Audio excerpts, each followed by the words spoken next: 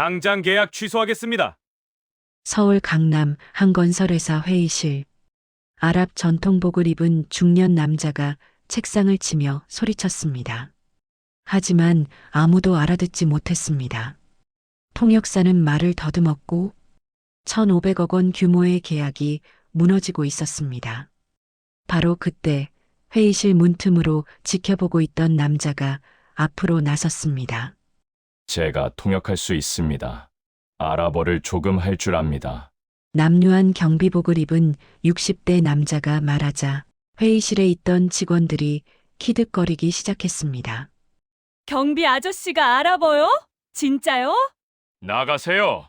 지금 당장 중요한 회 방해하지 마시고! 대체 저 사람은 누구일까요?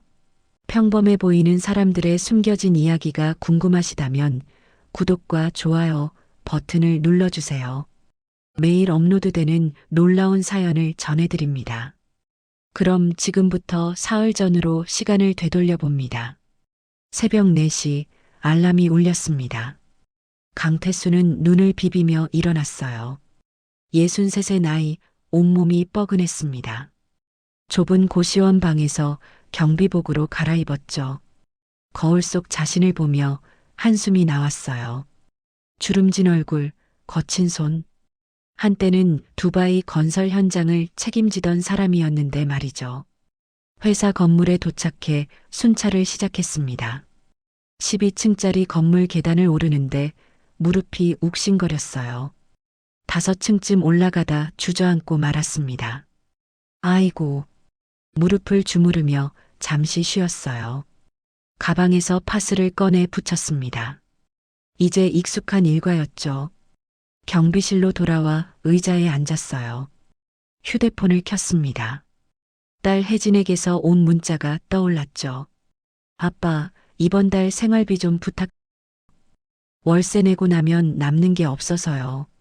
태수는 은행 앱을 열었습니다. 잔고 83만 원. 아내 병원비 200만 원을 내면 마이너스였어요. 어떻게 하지? 서랍을 열다가 낡은 수첩이 눈에 들어왔습니다. 먼지를 털어내고 펼쳤어요. 안에서 명함 한 장이 떨어졌죠. 강태수 현장 소장, 두바이 메가 프로젝트. 명함을 한참 바라보았습니다. 15년 전 그때는 모든 게 달랐어요.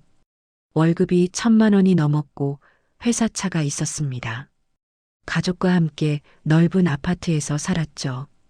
그런데 그날 이후 모든 게 무너졌어요. 붕괴 사고, 3명의 목숨, 그리고 자신에게 뒤집어 씌워진 책임. 아무도 내 말을 믿지 않았지.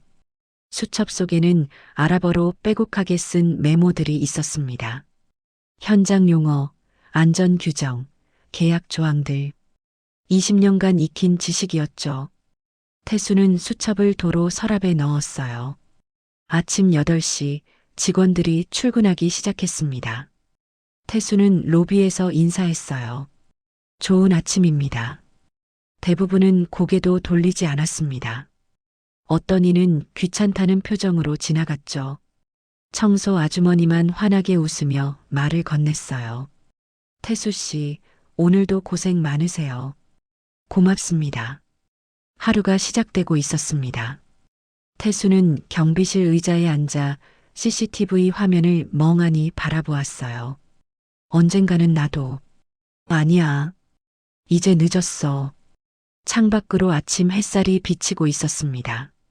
오전 9시 로비가 붐비기 시작했습니다. 신입사원들이 무리지어 들어왔어요. 그 중에 익숙한 얼굴이 보였습니다. 딸 혜진이었죠. 태수는 반가운 마음에 손을 들어 흔들었어요. 하지만 혜진은 고개를 돌렸습니다. 마치 모르는 사람처럼 지나쳤죠. 옆에 있던 동료가 물었어요. 혜진 씨, 저 경비 아저씨 아는 사람이에요? 혜진은 잠깐 망설이다 대답했습니다. 아니요. 그냥 인사 잘하시는 분인가 봐요. 태수의 가슴이 철렁했어요. 딸의 목소리가 또렷이 들렸거든요. 손을 천천히 내렸습니다. 그래, 내가 부끄러울 수밖에 없지. 경비실로 돌아온 태수는 의자에 주저앉았어요.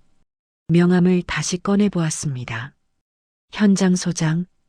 그때는 딸이 자랑스러워 했었는데 밤 11시 야간 순찰 시간이었습니다.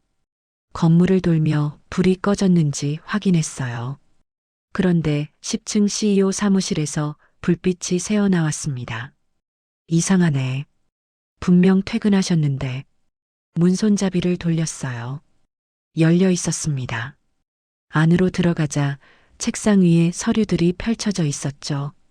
태수는 불을 끄려다 서류를 봤습니다. 알아보였어요.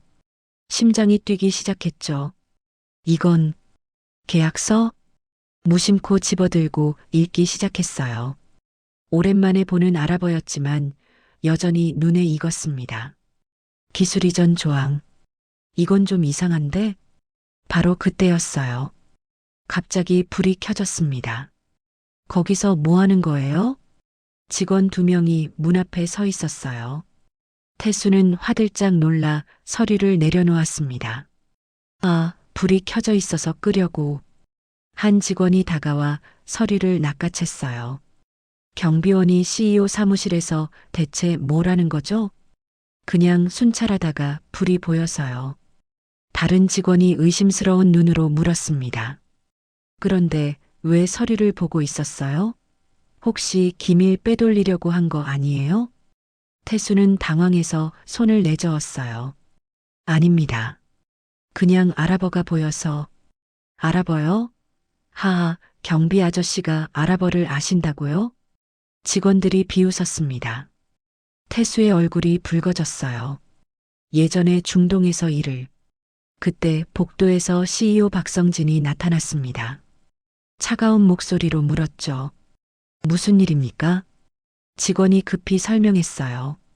사장님, 이 경비원이 사무실에서 계약서를 몰래 보고 있었습니다. 박성진은 태수를 쏘아보았어요. 경비는 경비실에만 계세요. 함부로 사무실 들어오면 안 됩니다. 다음에 또 이러시면 바로 자릅니다. 알겠습니까? 태수는 고개를 숙였어요. 죄송합니다. 빨리 나가세요.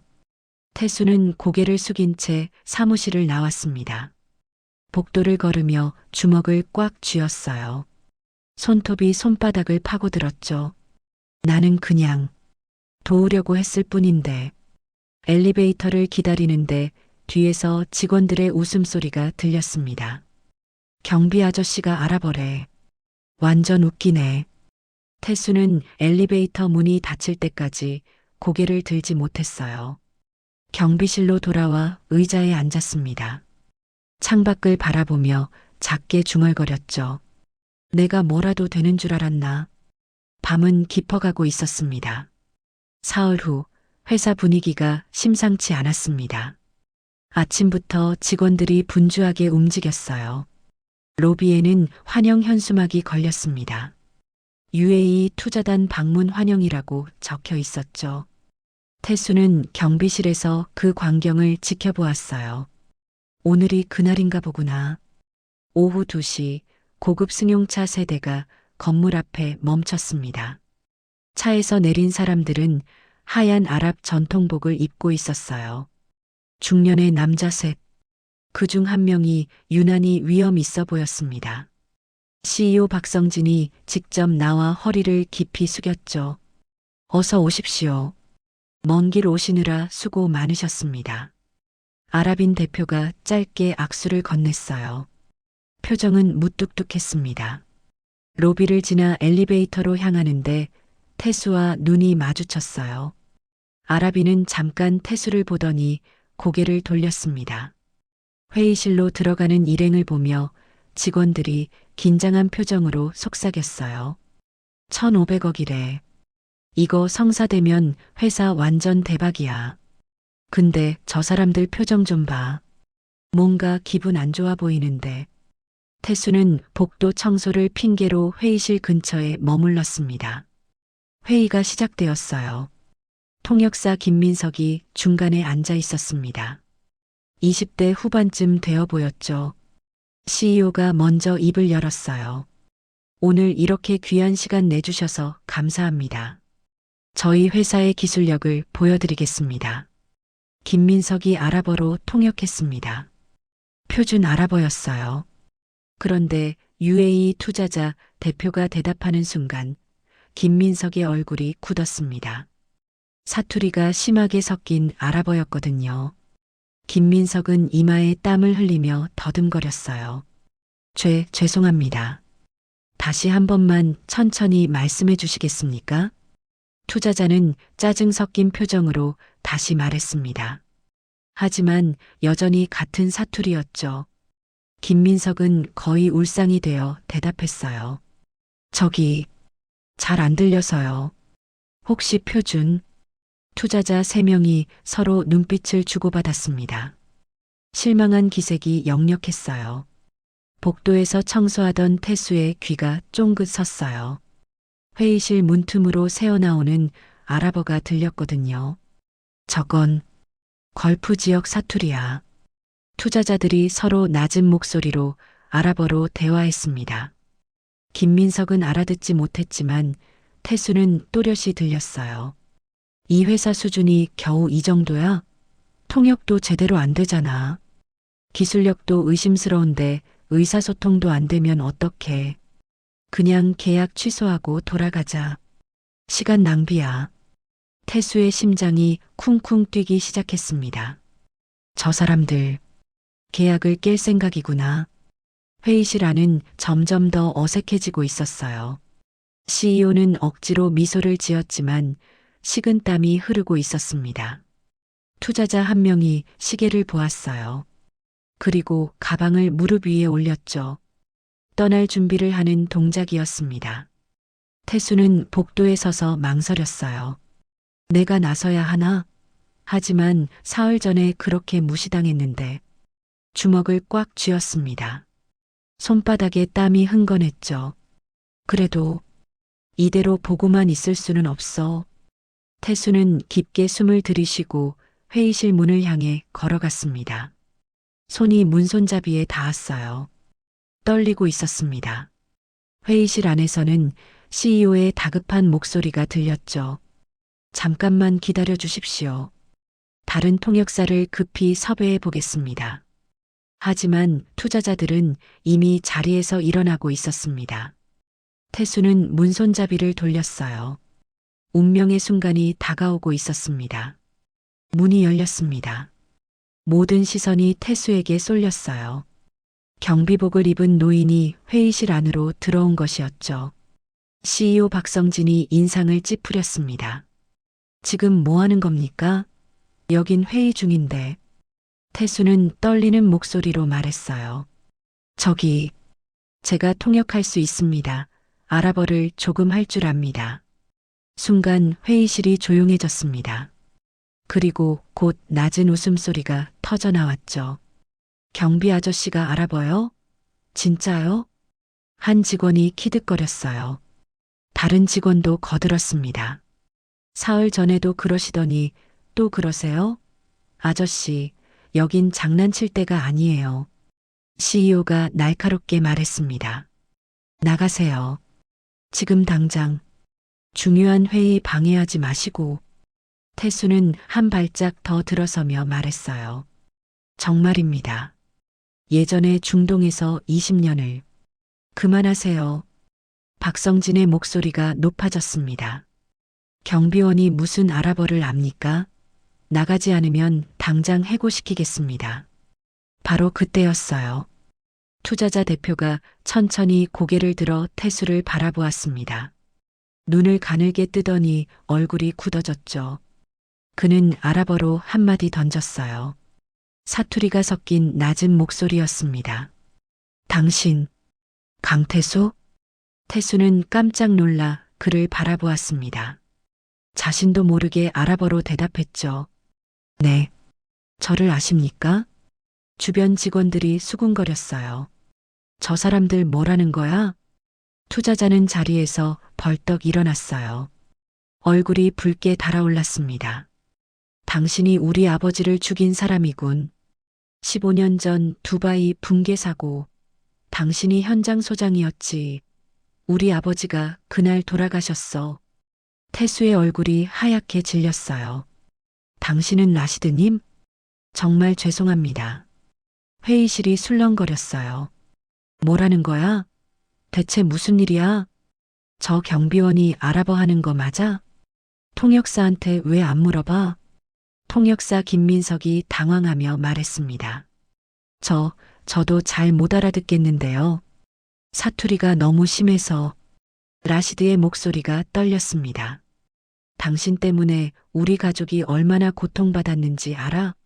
그런 사람이 여기 있다는 것 자체가 모욕이야. 태수는 고개를 깊이 숙였어요. 제 잘못입니다. 평생 속죄하며 살고 있습니다. CEO 박성진이 통역사에게 물었어요. 뭐라는 겁니까? 빨리 통역해요. 통역사가 땀을 흘리며 대답했습니다. 잘 안 들리는데 뭔가 과거 일로 화가 나신 것 같습니다. 직원들이 수군거리기 시작했어요. 경비 아저씨가 뭔가 잘못한 것 같은데, 그래서 지금 경비 일을 하는 거구나. 책임지고 쫓겨난 거였네. 저 투자자분 완전 화나셨잖아. 태수는 아무 말도 하지 못했습니다. 그저 고개만 숙인 채 서 있었죠. CEO가 상황 파악 못한 채 태수에게 말했습니다. 당장 나가세요. 투자자분 화나게 만들지 마시고. 태수는 천천히 뒤로 물러났습니다. 손이 떨렸어요. 정말 죄송합니다. 문을 열고 나오는데 라시드의 목소리가 등 뒤에서 들렸어요. 다시는 내 앞에 나타나지 마. 문이 닫혔습니다. 복도에 혼자 남은 태수는 벽에 기대섰어요. 다리에 힘이 풀렸습니다. 역시 나는 자격이 없어. 그때 복도 저편에서 누군가 다가오고 있었어요.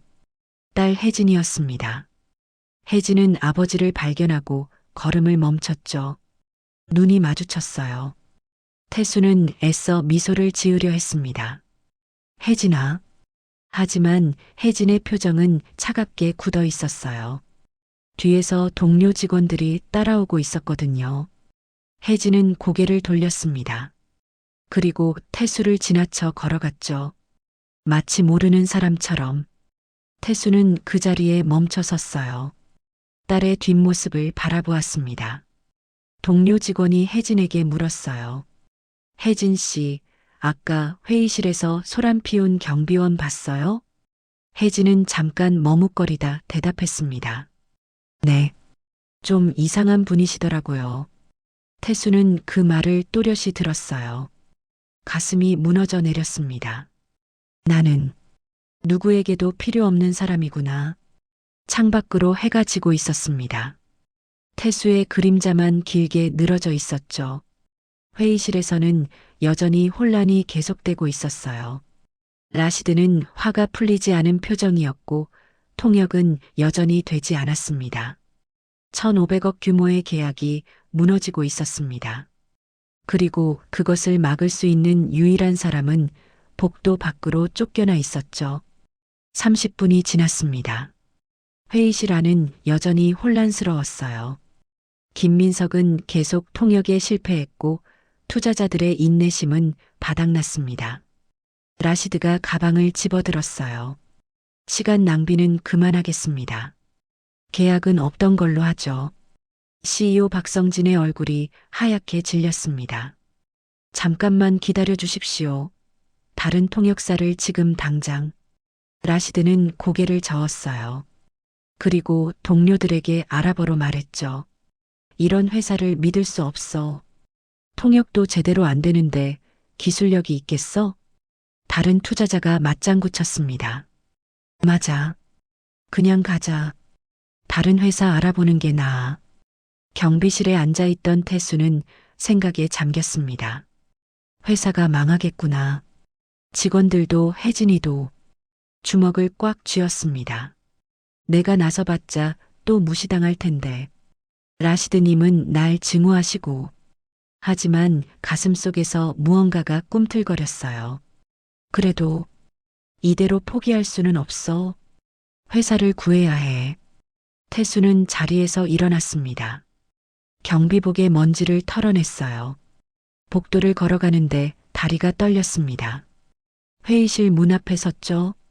손을 들어 문을 두드렸어요. 안에서 짜증 섞인 목소리가 들렸습니다. 또 뭐야? 태수는 문을 열고 들어갔어요. 모든 시선이 다시 그에게 쏠렸습니다. CEO가 벌떡 일어나며 소리쳤어요. 아직도 안 나갔어요? 보안 불러야겠네. 태수는 CEO를 보지 않았습니다. 대신 라시드를 똑바로 바라보았죠. 그리고 유창한 아랍어로 말을 시작했어요. 걸프 지역 사투리였습니다. 라시드님, 제 말씀 잠깐만 들어주시겠습니까? 당신 아버지에 대한 이야기입니다. 회의실이 순식간에 조용해졌습니다. 라시드의 눈이 커졌어요. 투자자들도 놀라서 서로를 바라보았습니다. CEO와 직원들은 입을 벌린 채 멍하니 서 있었죠. 또 아랍어 하네. 진짜 하는 거 맞아? 라시드는 천천히 가방을 내려놓았습니다. 당신네 고향 노래 아십니까? 사막에 별이 뜨면. 당신 아버지가 자주 부르시던 노래입니다. 저도 함께 불렀죠. 라시드의 눈이 흔들렸습니다. 다른 투자자가 놀라서 라시드에게 물었어요. 이 사람, 우리 고향 말을 어떻게? CEO가 참다 못해 소리쳤습니다. 대체 무슨 얘기를 하는 겁니까? 태수는 그제야 한국어로 말했어요. 제가 통역하겠습니다. 두바이에서 20년 일했습니다. 걸프 지역 모든 사투리를 압니다. 직원들 사이에서 웅성거림이 일었습니다. 저 사람이 정말 아랍어를? 아까도 했잖아. 근데 진짜인가 봐. 통역사 김민석이 당황하며 말했습니다. 저는 표준 아랍어만 배워서 저 사투리는 정말 어렵습니다. CEO가 황급히 끼어들었어요. 그럼 통역을 부탁드려도 되겠습니까? 태수는 고개를 끄덕였습니다. 그리고 라시드를 바라보았죠. 당신, 정말 우리 아버지를 알았습니까? 네. 존경하는 분이셨습니다. 제가 막지 못해서 정말 죄송합니다. 라시드는 잠시 침묵했어요. 좋습니다. 통역하십시오. 하지만 한마디라도 틀리면 바로 나갑니다. 회의가 다시 시작되었어요. 투자자들이 빠른 속도로 아랍어를 쏟아냈습니다. 사투리가 심하게 섞여 있었죠. 하지만 태수는 한마디도 놓치지 않았어요. 정확하게 한국어로 통역했습니다. 기술 이전 범위는 어디까지입니까? 품질 보증 기간은 얼마나 됩니까? 현장 관리는 누가 맡습니까? 모든 질문이 막힘없이 전달되었어요. CEO는 놀란 표정으로 대답했고 태수는 그것을 다시 완벽한 아랍어로 통역했습니다. 회의실 뒤에서 지켜보던 직원들이 속삭였어요. 저 경비 아저씨, 대체 누구야? 완전 전문가잖아. 복도에서 몰래 지켜보던 혜진의 눈에 눈물이 맺혔습니다. 아빠가 저렇게 대단한 분이셨어? 1시간이 훌쩍 지났어요. 회의는 순조롭게 진행되었습니다. 라시드가 태수를 바라보며 물었어요. 당신, 정말 현장을 아는 사람이군요. 단순한 통역이 아니라. 태수는 조용히 대답했습니다. 20년 현장에 있었습니다. 기술도 사람도 잘 압니다. 안전이 가장 중요하다는 것, 당신 아버지께 배웠습니다. 라시드는 고개를 끄덕였어요. 눈빛이 조금 부드러워졌습니다. 회의실의 분위기가 완전히 바뀌어 있었습니다. 무너지던 계약이 다시 살아나고 있었어요. 그리고 그 중심에는 남루한 경비복을 입은 한 노인이 서 있었습니다. 회의가 끝났습니다. 투자자들은 만족스러운 표정이었어요. 계약 초안에 서명까지 마쳤죠. CEO는 안도의 한숨을 내쉬었습니다. 태수는 조용히 회의실을 나가려 했습니다. 그때 라시드가 불렀어요. 강태수 씨, 잠깐만요. 옥상에서 이야기 좀 할 수 있을까요? 단둘이. 태수는 고개를 끄덕였습니다. 두 사람은 옥상으로 올라갔어요. 15년 전 그날, 진실을 알고 싶습니다. 라시드의 목소리는 떨리고 있었어요. 태수는 깊게 숨을 들이쉬었습니다. 사고 사흘 전부터 균열을 발견했습니다. 저는 즉시 공사 중단을 요청했어요. 하지만 하청업체가 무시했습니다. 공기 지연되면 위약금이 엄청났거든요. 태수의 눈가가 붉어졌어요. 저는 본사에 7번이나 보고했습니다. 이메일도 보내고 전화도 했어요.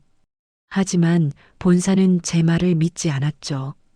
하청업체 사장이 본사 임원 친척이었습니다. 제 보고는 묵살됐어요. 태수는 주먹을 꽉 쥐었습니다. 결국 그날이 왔어요. 새벽 5시 건물 한쪽이 무너졌습니다. 세 분이 돌아가셨죠. 라시드님 아버지도. 목소리가 잠겼어요. 눈물이 흘러내렸습니다. 사고 후 하청업체는 모든 책임을 저한테 떠넘겼어요. 제가 승인했다는 위조 서류까지 만들었죠. 증거는요? 없었습니다. 제보고 이메일은 다 삭제됐어요. 본사도 책임 회피하려고 입 닫았고 결국 저는 쫓겨났습니다. 업계에서 완전히 매장됐죠. 아무도 저를 고용하지 않았어요. 라시드는 주머니에서 낡은 수첩을 꺼냈습니다. 이게 뭔지 아십니까? 태수는 수첩을 바라보았어요. 아버지 유품을 정리하다 발견했습니다. 현장 일지예요. 하지만 내용이 단편적이라 무슨 뜻인지 몰랐습니다. 라시드가 수첩을 펼쳤어요. 여기 보세요. 강 소장 오늘도 회의, 강 소장 걱정, 강 소장 본사 전화. 이런 식으로만 적혀 있었습니다. 무슨 일인지 구체적으로는 안 나와요. 공식 기록에는 당신이 책임자라고 나와 있었습니다. 그래서 저는 아버지가 당신한테 속은 줄 알았어요. 이 일기도 사고 전까지만 좋게 쓴 거라고 생각했죠. 하지만 오늘 당신이 현장 안전을 그렇게 강조하는 걸 보고 일기를 다시 읽어봤습니다. 강 소장 걱정이 뭔지, 본사 전화가 뭐였는지 이제야 알겠더군요. 태수의 눈가가 붉어졌습니다. 아버지가 단편적으로만 적어서 몰랐습니다. 당신이 매일 경고했다는 걸, 본사에 7번이나 전화했다는 걸, 대피시키려 애썼다는 걸. 태수는 고개를 떨구었어요. 눈물이 뚝뚝 떨어졌습니다. 라시드님, 죄송합니다. 제가 더 강하게 막았어야 했는데, 아닙니다. 당신은 최선을 다하셨어요. 당신 잘못이 아니었습니다. 두 남자는 서로를 바라보았어요. 라시드의 눈에도 눈물이 맺혔습니다. 15년 동안 당신을 원망했습니다. 하지만 진실은 달랐군요. 용서해 주십시오. 그리고 감사합니다. 아버지를 구하려 애쓰셨다는 걸 이제야 알았습니다. 두 사람은 한참 동안 손을 잡고 있었어요. 라시드가 말했습니다. 이 계약 당신이 아니면 안 합니다. 당신 같은 사람이 필요해요. 태수는 눈물을 닦으며 고개를 끄덕였습니다. 서울 하늘에 노을이 지고 있었습니다. 다음 날 아침 최종 계약서 검토가 시작되었습니다. 회의실에는 라시드 일행과 한국 측 임원들이 모였어요. 태수도 통역으로 자리했습니다. CEO 박성진이 두툼한 계약서를 꺼냈어요. 자, 그럼 최종 확인 후 서명하시죠. 라시드가 고개를 끄덕였습니다. 태수는 계약서를 받아 천천히 읽기 시작했어요. 1페이지, 2페이지, 3페이지. 모두 정상이었습니다. 그런데 7페이지에서 태수의 손이 멈췄어요. 작은 글씨로 빼곡하게 쓰인 조항이 눈에 들어왔습니다. 기술 이전 및 핵심 특허 공유 조항. 태수의 눈빛이 날카로워졌어요. 다시 한번 꼼꼼히 읽었습니다. 이건 우리 기술을 통째로 넘기는 거잖아. 태수는 계약서를 내려놓으며 말했어요. 잠깐만요. 이 조항은 문제가 있습니다. CEO의 얼굴이 순간 굳었어요. 무슨 문제요? 모두 합의된 내용인데. 태수는 해당 부분을 가리켰습니다. 7페이지 사망. 기술 이전 범위가 너무 광범위합니다. 이대로면 우리 핵심 특허까지 모두 넘어가요. CEO가 급히 말을 막았어요. 그건 표준 조항입니다. 국제계약에서 흔한 거예요. 태수는 고개를 저었습니다. 아닙니다. 이건 표준이 아니에요. 20년 계약서 봤지만 이런 조항은 처음입니다. 라시드가 관심을 보이며 물었어요. 무슨 문제죠? 태수는 라시드에게 아랍어로 설명했습니다.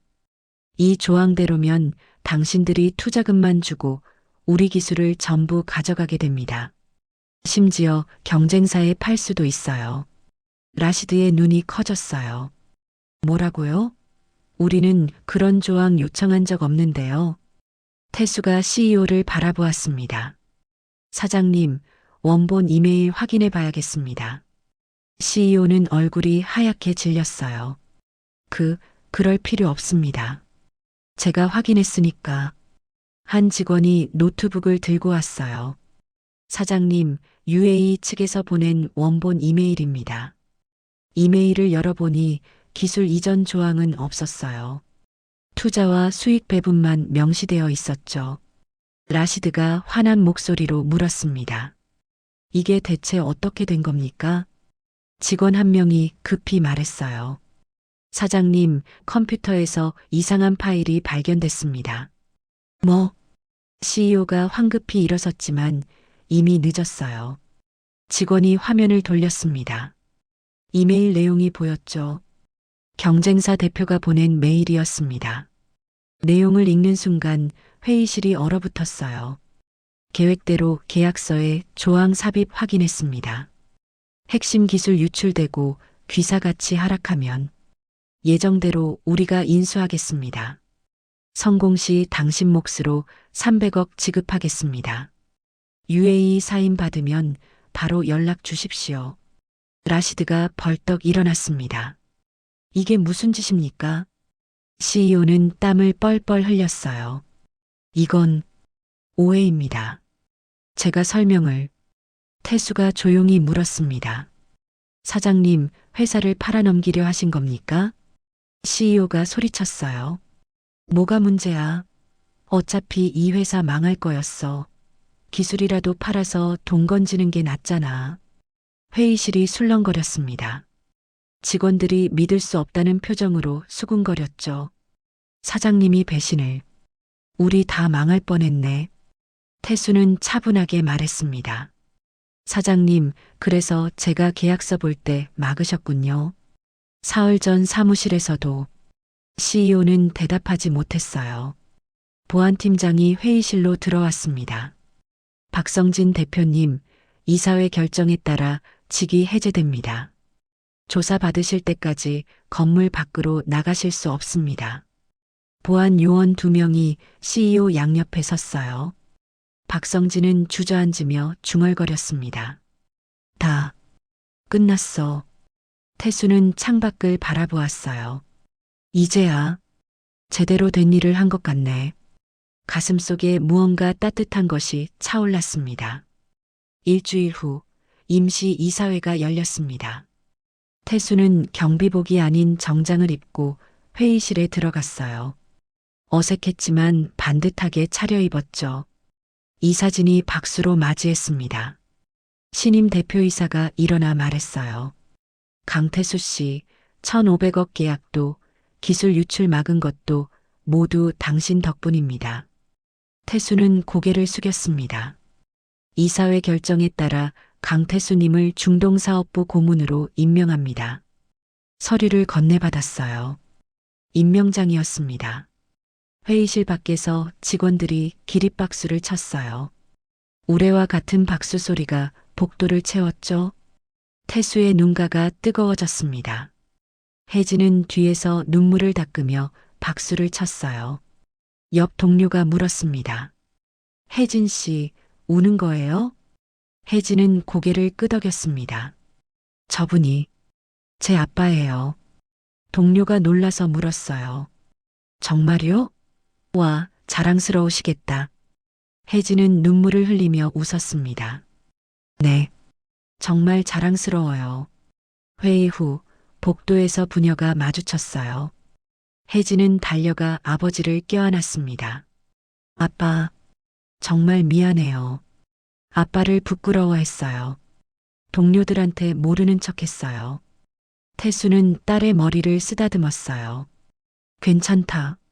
아빠가 내게 자랑스러운 아빠가 못 돼서 미안했어. 혜진이 고개를 저었습니다. 아니에요. 아빠는 항상 자랑스러웠어요. 제가 몰랐을 뿐이에요. 두 사람은 한참 동안 껴안고 있었어요. 라시드가 조용히 다가왔습니다. 가족의 시간 방해해서 죄송합니다. 태수는 고개를 들었어요. 라시드가 서류 봉투를 건넸습니다.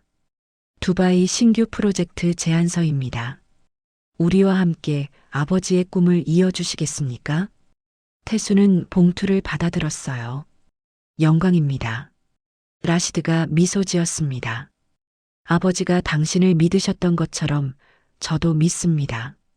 석 달 후, 새로 꾸민 사무실, 문패에 이름이 새겨져 있었어요. 강태수 중동사업부 고문. 태수는 책상에 앉아 서류를 정리했습니다. 책상 위에는 가족 사진이 놓여 있었죠. 병원 침대에 누운 아내와 함께 찍은 사진이었어요. 휴대폰이 울렸습니다. 아내에게서 온 문자였죠. 여보, 오늘 의사 선생님이 상태 좋아졌대요. 당신 덕분이에요. 태수는 미소 지으며 답장을 보냈어요.